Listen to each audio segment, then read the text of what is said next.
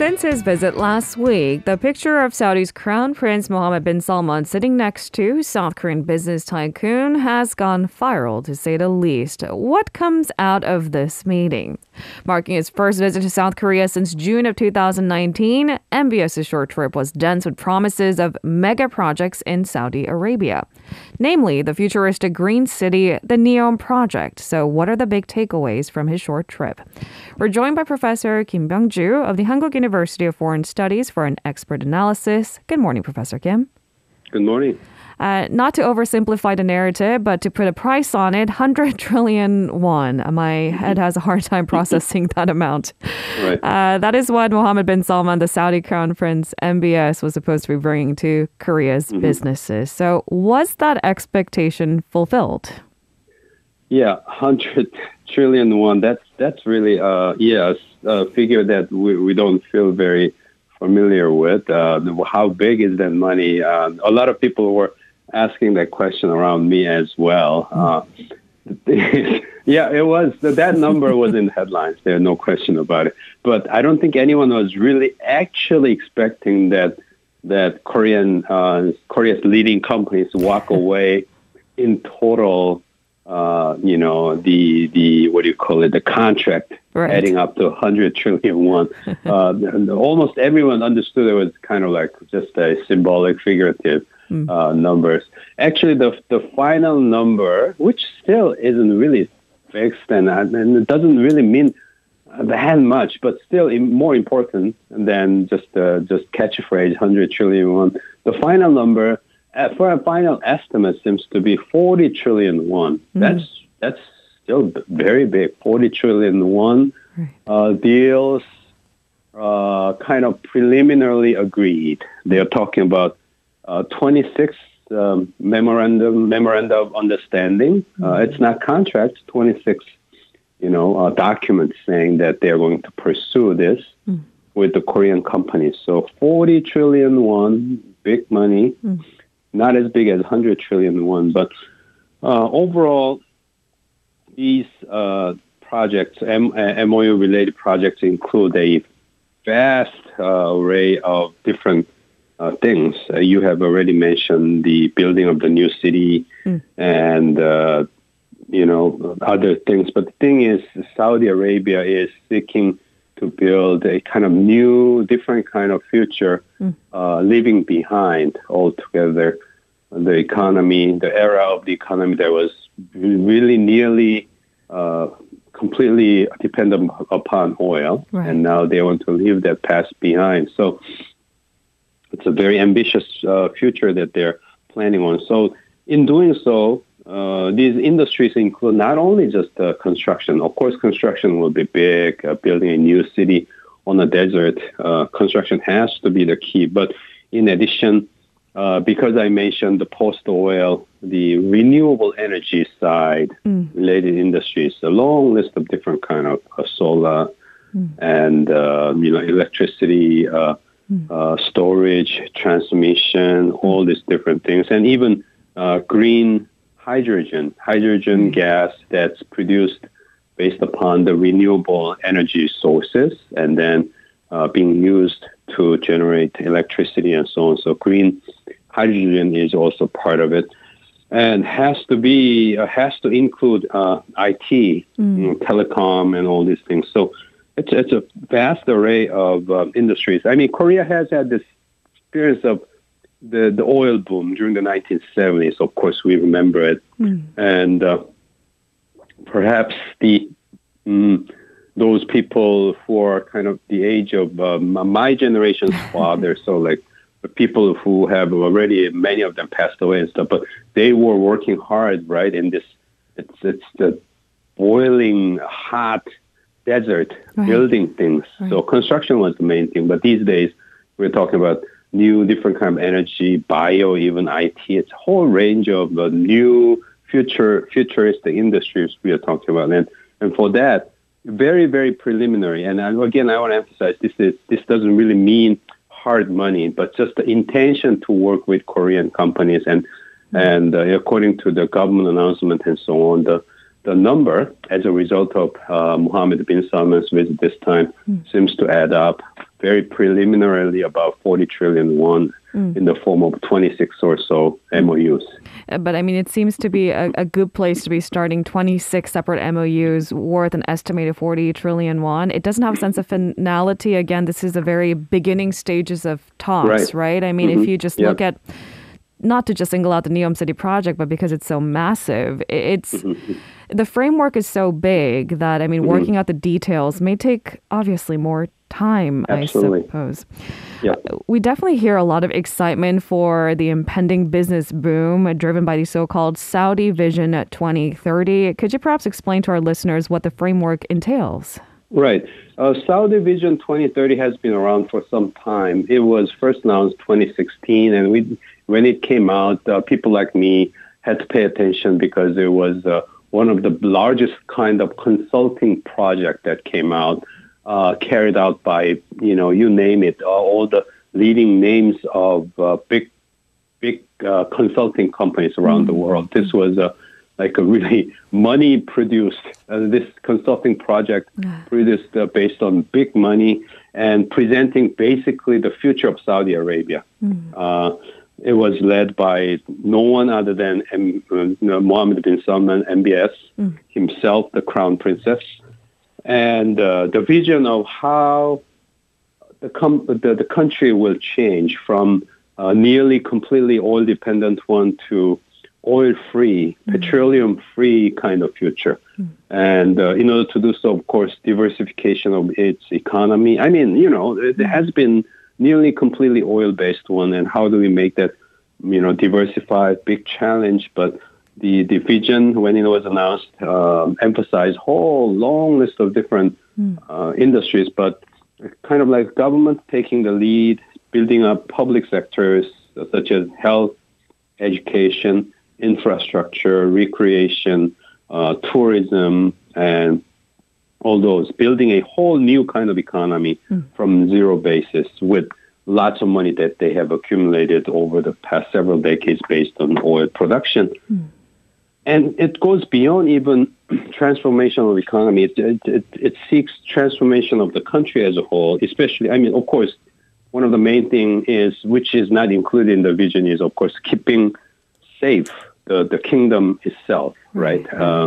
But around that, a softer and more secular image of kingdom is to be pursued, meaning that as a result of, after the announcement of 2016, Saudi Vision 2030, we know as a fact that Saudi women's rights have been considerably, improved based on MBS's leadership and so on.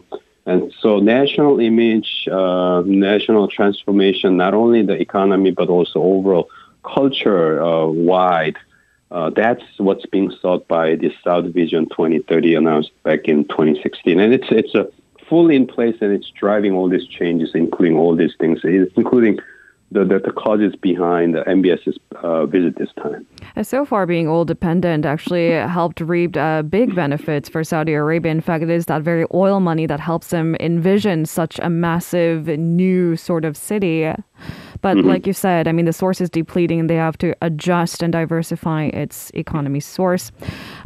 Taking a look at this Neom City project, because all we're getting right now is the blueprint. We know that there are plans to bring autonomous cars, a 170-kilometer long zero carbon emission city. It certainly sounds futuristic. What is behind the concept of this very city? Yeah. First of all, Neom City, where is it being built? Saudi Arabia is a huge country. So let's imagine Saudi Arabia, the map. And, there are waterways in the east of Saudi Arabia and the west of Saudi Arabia. The west one is the Red Sea, and that leads to the Suez Canal. And if you go all the way up to this Red Sea, close to Suez Canal, there's one that leads to the canal itself. It's called the Suez Bay at the end, the tip of it. And then there's another waterway that goes to the east. It's Aqaba Bay. And that's where this Neom City will be built. It's kind of quite close to like Israel, Jordan, and Egypt. But this is open space. This is basically basically desert and mountains. There's nothing there to begin with. And they're building this futuristic city there. And as a whole, the total money that needs to be needed will be 500 billion US dollars. That's even bigger than 100 trillion one we were talking about. This is beyond our imagination there. And basically, they're building a whole new city. And this is an important point. Totally energy independent, meaning that they will use no petroleum at all to run the city. It will have to be totally based on renewable energy, like future green energy as a whole.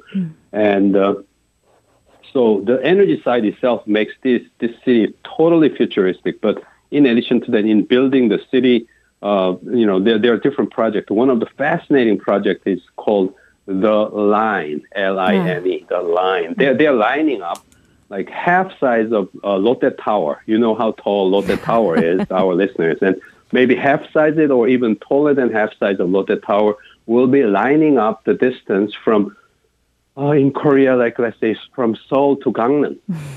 Can you imagine this line of giant towers lining up in one line? That's what they're envisioning. This is really exciting. And in addition to that, of course, to support that, they have to build, the airport and then industries that they have to build, agricultural field and everything. So anything you can imagine as a future city, it looks like that's what's coming in Neom City. But here, what's important is something that I forgot to highlight when we dealt with first question here, like how much did Korea get? All right. The thing is, this is not about Saudi handing out money to different countries. It's not like Mohammed bin Salman coming to Korea to hand out check to Korean companies. That's not it. He was here to invite investment, attract investment. So we think about this oil-rich country just handing out cash to whoever will come in. That's not it. They're saying, bring your cash, invest here, and then you will make money here. So that's what they're doing with the Neom City. They're inviting investors, and Korean companies, same thing. Rather than just receiving blank check from this oil-rich, billionaire, trillionaire, the Korean companies are saying, oh, yeah, we will invest our money, build things, and then we will make profit out of it. That's the idea of Neom City. Something that we sidestep, but I think ought to be paying attention to, there are also political and geopolitical risks in the Middle East. Namely, President Yoon decided to skip APEC summit to host MBS in town. Now, regarding this very visit of the Saudi Crown Prince, isn't it also true that the Korean government had to be conscious of the current relationship between Riyadh and Washington? Riyadh, Washington, it's a very, very tricky relationship, up and down, up and down. Right. Obama's time, because of shale gas, United States decided to take steps away from the traditional, oil producer allies, and that includes Saudi Arabia there, and then was distancing from Israel and trying to make a deal with Iran. But when Trump came in 2017, everything was just turned upside down. And Trump got closer to Saudi again, and then, creating trouble with Iran. The thing is, but during the Trump time, we remember this name, Jamal Khashoggi, the Washington Post, journalist. His nationality was he's American, even though he was born in Saudi Arabia.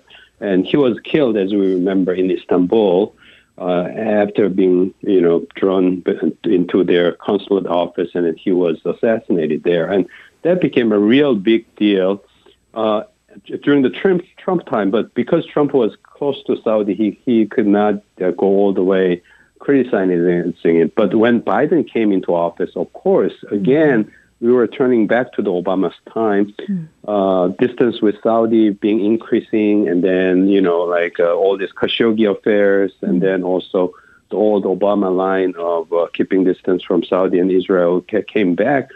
What happened was, however, Ukraine came in, and because of Ukraine, the oil prices were rising high, and then we remember, right? I think it was July when Biden actually flew all the way to Riyadh, kind of begging MBS to restrain himself in terms of cooperating with the United States, trying to keep a cap on oil. To no avail. And he was, as Biden was flying back, MBS just turned his back and said, "Oh well, we don't care. We're going to let the oil price rise." So the tension between Washington and Riyadh, it's quite serious, and it was quite noticeable that Yoon government still, despite this fact, tried all these things to target on the Korea's national interest. So it was quite an interesting play. Going back to some of those MOUs and perhaps deals, that at least the invitation to go to Saudi Arabia and pick up some of the significant parts of these projects. MBO was supposed to go to Japan, but he canceled his schedule after his visit to Seoul, and it prompted rumors of those very deals that may have been preliminarily struck with Seoul. Were they successful? Is that why the meeting in Japan was canceled? How do we understand this? Right. We were hearing a lot of wishful thinkings, right? Like, oh, Korea got all the deals and Japan got none. Sorry. Like we got the whole thing and walking away. Well, we're not sure. Nobody really knows. And the thing is, Mohammed bin Salman, if anything, he's very, very pro-Japanese. He loves Japanese culture. He's very into Japan and everything. So when he announced the cancellation of his trip altogether to Japan, it shocked everybody. And we heard all those wishful thinkings here in Korea. But I think the experts are not ruling out the possibility where it looks like Korea got a lot of deals, right? So Bin Salman would like to give it more time. Once again, this is kind of competition to attract investors, money coming in from outside of Saudi into Saudi Arabia. So some experts are saying, well, looks like Korea got a big bag of commitments and the invitations and everything. So maybe MBS want to give it a little bit more time to Japanese to jack up their biddings, perhaps. And then let them bid even higher. So we really don't know, but there are all these speculations. We want to stay away from totally wishful thinking here, I guess. So be mindful of that wishful thinking and perhaps realize that the business savvy decision might be in the interest of Saudi Arabia first. Yep. So taking into consideration everything that you've analyzed for us today, including but not limited to the very geopolitical risks that South Korea must take on, given the relationship between Riyadh and Washington, what do we see ahead for Korea-Saudi relations? Korea-Saudi relations, this is very, very high level of diplomatic calculation that's being involved because of these factors we talked about just now, the sensitivity of the United States, human rights concerns, and on the other hand, all these economic business interests that's, at stake. And economic business interest, again, it's not that simple, right? It's like a big part of it is not just the getting cash from Saudis, but actually our decision to invest there and so on. So very complicated dynamics, economic, business, ideology, values, and national interest, and the ties to Washington. So this is going to be a very interesting juggling game for those people who are interested in diplomacy and international relations to watch the tie and its evolution of the ties between Seoul and Riyadh. A very interesting show to watch as we go forward. Thank you very much, Professor Kim, for always an insightful conversation. We'll speak to you again next week. Thank you very much. If you're listening to our program using the podcast service, just a reminder that we do go live Monday through Friday, 7 a.m. Korea Standard Time. So tune in and help us make the show more informative by giving us your input. See you bright and early on Good Morning Seoul.